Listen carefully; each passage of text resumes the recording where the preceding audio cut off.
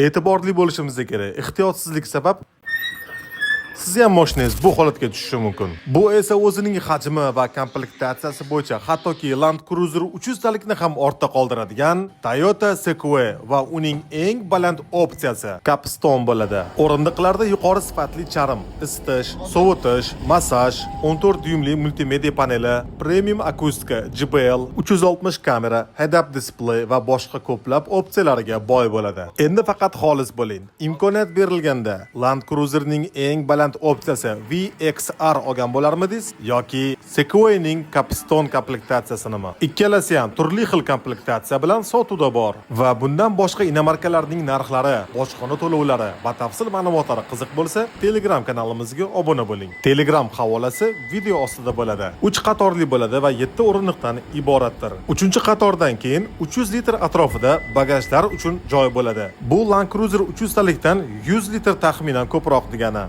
Taxminan 3 tonnaga yaqin bo'lgan og'irligi bilan 15 litr, 13 litr atrofida yurishiga qarab xarajat qilib beradi.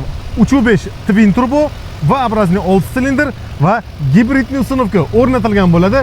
437 ot kuchi bilan.